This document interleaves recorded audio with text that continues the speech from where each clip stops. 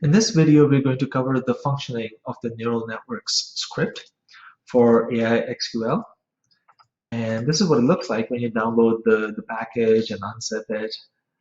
This is what it looks like, at least as of this version of AiXQL. So if the version, over time, the idea is that I will be adding new scripts, new algorithms to the AiXQL package. I'll be enhancing the older ones. Over time, it might look a little bit different.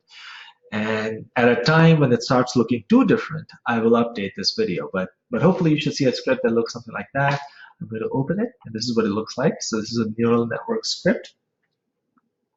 And hopefully you've also installed the AiXQL database. So that's what the database looks like.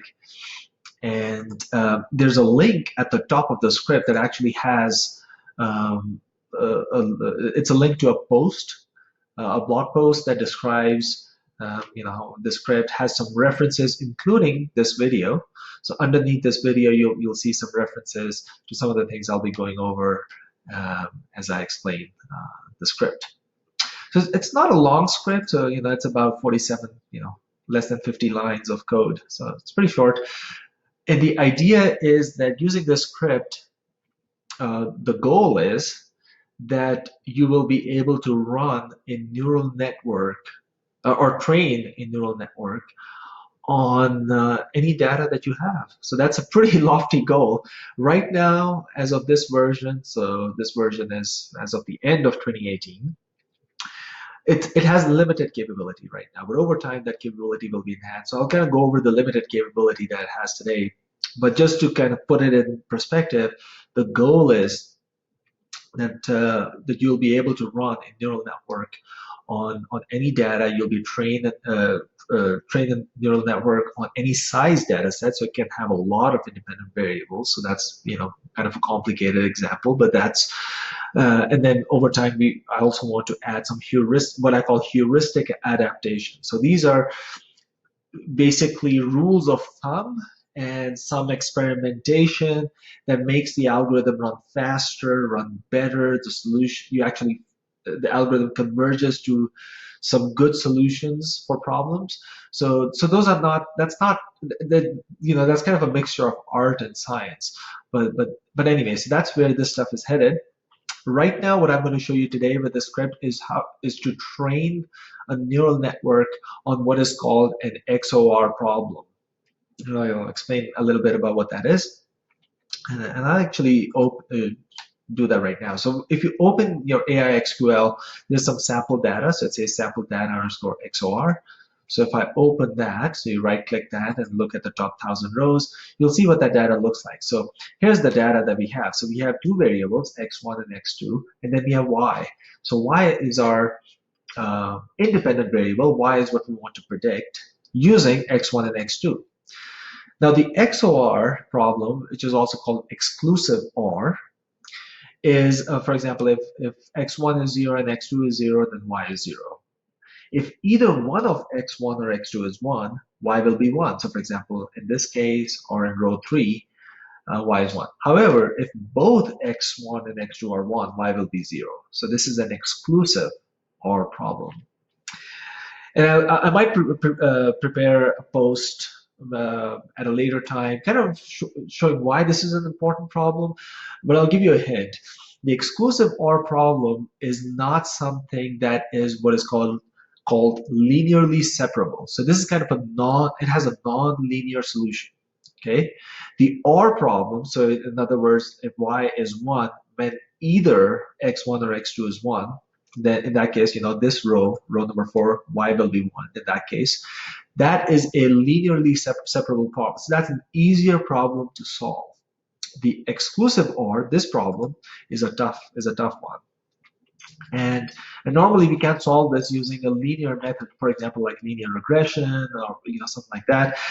But a neural net with a hidden layer is able to learn from this data set. So just these 4 rows of data.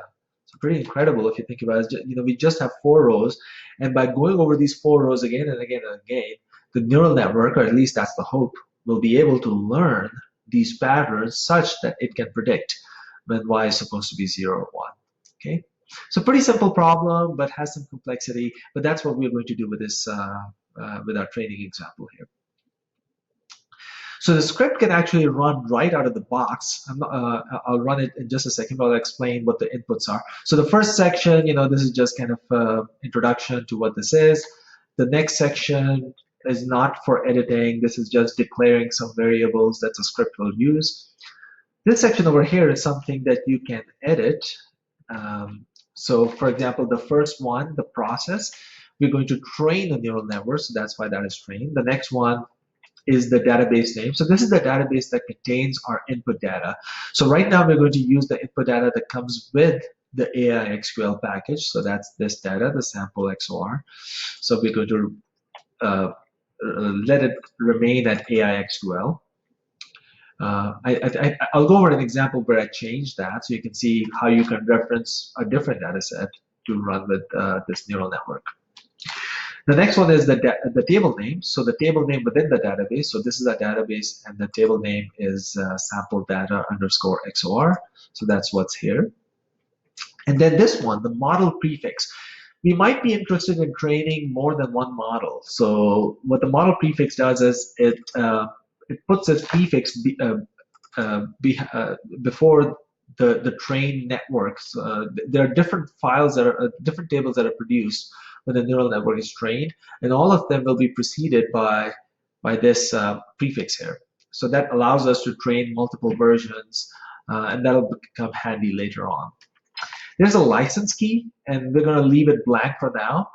But the idea, the free version, it is limited in terms of how many rows you can process. And if you are a subscriber to the book, you can process more rows. So you can enter your license key here to kind of unlock that, but save that for a later post.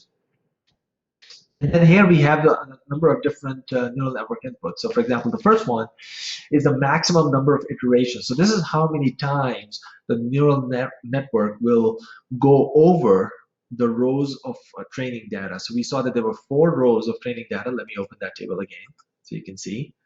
So here we go. So these are 4 rows of training data. So here we are saying that neural network will go over the 4 rows 100 times. Let me set it to 10 for now. And then I'm not going to explain too much of what these parameters are, but very quickly, this is what's called a learning parameter, or NETA. This is a part of the neural network inputs. I would recommend you go over the blog post for the theory of the multi-layer perceptron in order to understand the the NETA. I'm sipping my coffee here as I'm kind of going along. Okay, so here we have the tan hyperbolic constant A. So we can choose different functions. So we can choose activation functions. So we can choose the sigmoid or the tan H. So once again, you can kind of read that blog post to kind of see what the activation functions mean. And then these are the constants for those functions. You don't have to change any of these options. You can just let them be for now. And then this is an interesting option as well. This allows you to either randomly initialize the weight connections in the neural network, or to set them to a specific constant. So 99 is to let them be random, or you can set them all to 0 or 0.5 or something. I'll recommend setting them at random, so just use 99. Neural network architecture, this is a big one. So this kind of, you can edit what kind of neural network you want to create. So you can create 3 neurons in the hidden layer and 1 output. The output will always be 1, okay? So important. So the output will always be 1, but the first one you can have 4, you can have 2. I would recommend leaving it at 2. And I'll go over the significance of the architecture in a later video. It's interesting. It has some.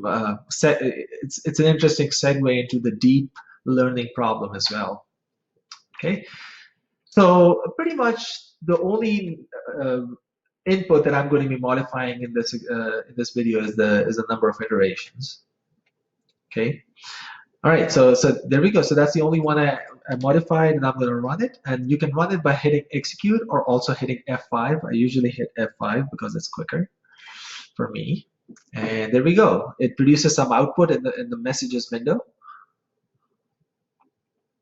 So the first thing I do is I want to check that the version on my scripts matches the version that's produced here. So that's basically saying that I'm using the most recent version of the script. Just a quick check, not terribly critical to do, but somewhat useful. And then it's telling me some additional detail that I'm running the neural network backpropagation on this database and this table. Okay, so that's helpful. Some licensing information and how to request sort of expanded capability as well. Input checks were passed, so the data looks good.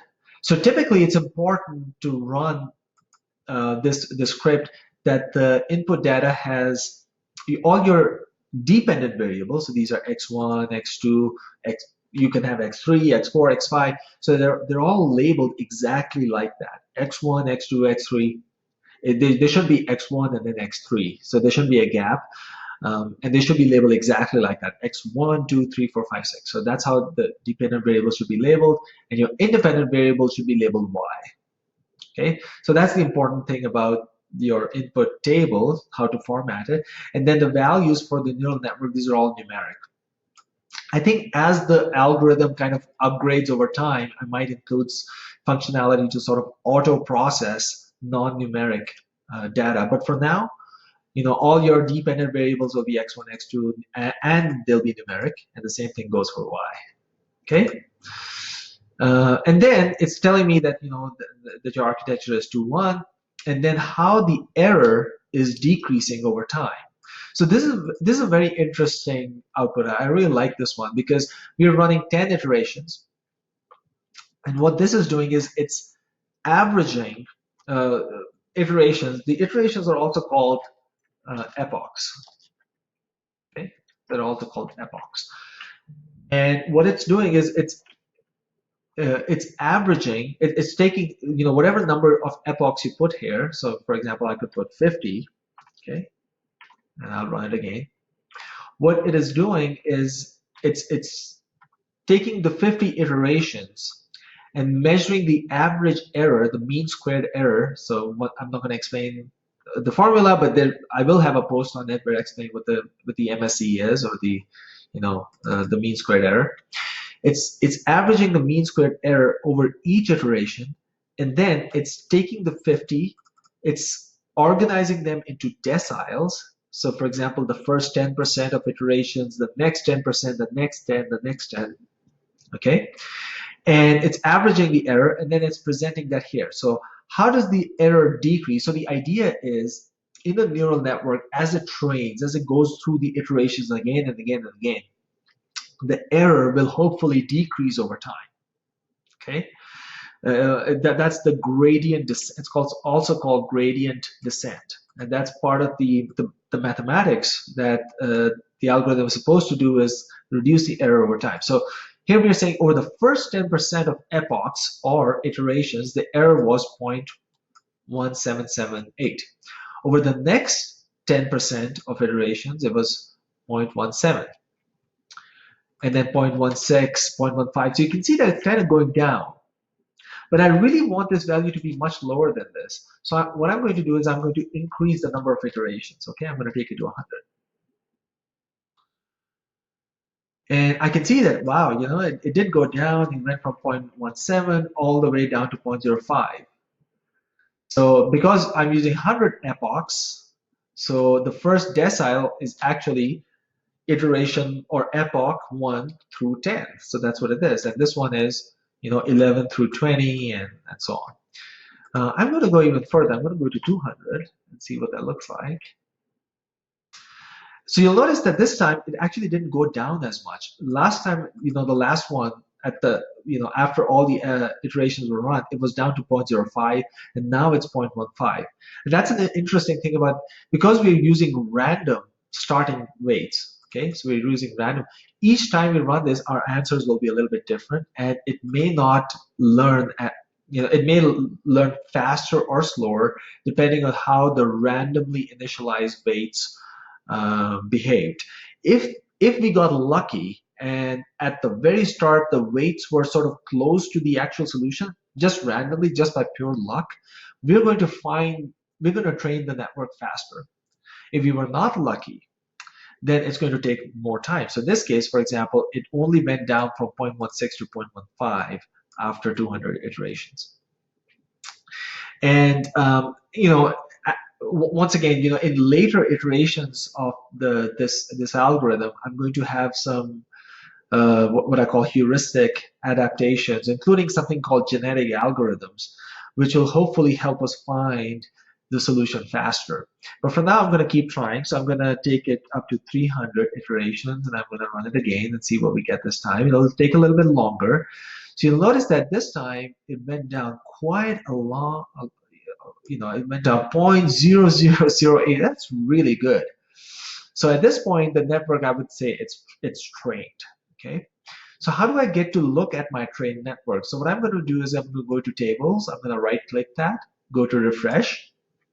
And you'll see that now we have some new things here. And the table that I'm going to look at is this one, temp01 underscore 01. Okay, I'm going to look at that table.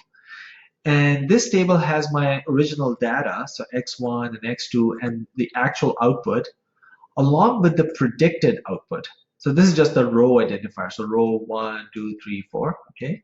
Y hat is my prediction, and Y is the actual. So you'll notice that Y hat is pretty close to actual. So if you look at 0.01 is pretty close to 0, 0.97 is pretty close to 1, 0.9 is pretty close to 1, 0.05 pretty close to 0.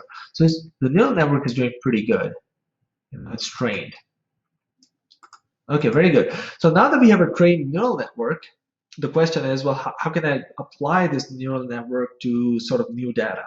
Okay, so to do that, I'm going to go over here and click apply. So now I'm going to apply the data. I'm going to apply the data to apply the neural network that I trained to the same data set. Okay, and I'm not going to change the model prefix because that's how it's going to find these files. So remember I mentioned that the model prefix will precede some files. So there are 3 files that the neural network produces. These are the architecture, the user inputs, and the weights. That's what the neural network uses. So that, for example, now that I want to go and apply the data, it's going to use those 3 files. It's going to apply them to the same data set and produce our predictions. Okay, so I'm going to just click run. And it produces a message that I can go and inspect the model application in this table, the same table, temp01 underscore 01. I have to come up with a better name for the output table, but anyway, that's what I'm calling it in this version. And let me open it, and here we go. We see our predictions. Just to make sure that I'm not kind of cheating here, I'm going to delete this table. Okay, so the table is no longer there. I'm going to run it again. To refresh it, and look, that table appears, and those are predictions. And I mentioned that you can do this with a different, because for example, you may not have your data in in fact, you should not have your database in the AiXQL database. You should have your own database, whatever it is. So here I have some sample database called testing data. So I'm going to do that here. I'm going to label it testing data. And in this one, I have some tables. So I believe this is a table that has the XOR problem. Yep, that's the one. So that's the one I'm going to use. So temp 20a underscore 01. Okay. And this time, the neural network is actually going to write the architecture and the weights files here, so in your database. So I'm going to give it a different model prefix. I'm going to call it ABC. Okay. And I'm going to actually train the network first. I'm going to run it. And there we go. Seems like the model was trained. If I look at the last decile, very low MSE, so that's good. So I'm going to go to tables, I'm going to refresh it, and look, we have our ABC architecture, weights. So the model was trained, very good. And then I can also apply the model on the same data set. Okay, the model was applied. So, but for the model application, I have to go to the AiXQL database and open this file, and I can see my predictions. So I know this was kind of a simple example, but hopefully it gives you a feel for how to use the script, how to train a neural network, how to apply a trained neural network. And what I'm showing you is the very first iteration of this algorithm. This script is going to evolve over time. It's going to it's going to add more fun stuff over here, more advanced inputs. Like I said, I'm going to be adding some heuristic um, enhancements that will allow us to find solutions faster through sort of a better what another way we'll search the solution space in a smarter way to come up with solutions faster. But overall, I'm really excited about this because this is in a SQL environment. I really like SQL. So this what I'm showing you is if you haven't worked with SQL before, yeah, it's really fantastic. This is the SQL Server Management Studio. It's really a great tool to explore data and to really get intimately familiar with your data, to get a feel for it, and then to have a neural network algorithm that you can run on your data set that's pretty flexible, that can handle basically arbitrarily large size data sets is really nifty because SQL is not really a platform for data mining, but having a neural net as part of your SQL tool set can be really interesting. So anyway, this is an experimental effort to see how this thing works, and I'll know more as I develop this further as to how useful this will end up being. But for now, it looks promising, and obviously I'll share with you as I make enhancements to the script. The enhancements will be available for download for free on the website.